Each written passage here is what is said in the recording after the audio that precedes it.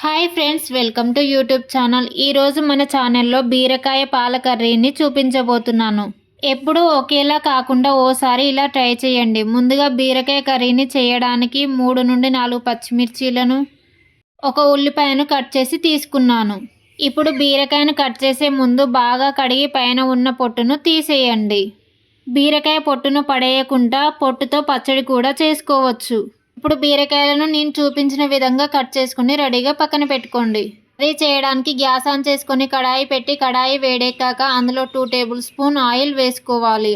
ఇందులోనే 1 స్పూన్ జీలకర్ర, 1 స్పూన్ ఆవాలు, 3 నుండి 4 పచ్చిమిర్చీలను, ఉల్లిపాయలను వేసుకుని కలుపుతూ ఫ్రై చేసుకోవాలి.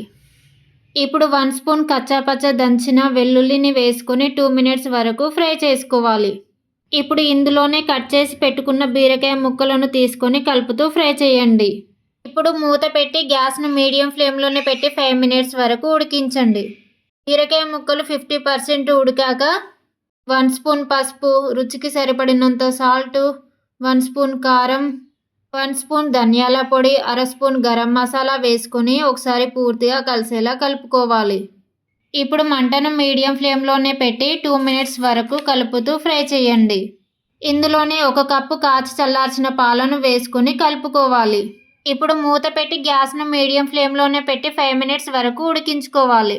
బీరకాయలో పాలు వేసి ఉడికించడం వలన సూపర్ టేస్టీగా ఉంటుంది. కర్రీ గ్రేవీలా కావాలనుకుంటే ఈ టైంలోనే చివరిగా కొత్తిమీర వేసుకొని గ్యాస్ ఆఫ్ చేయండి. అంతే, సింపుల్ అండ్ టేస్టీ బీరకాయ కర్రీ రెడీ. సబ్స్క్రైబ్.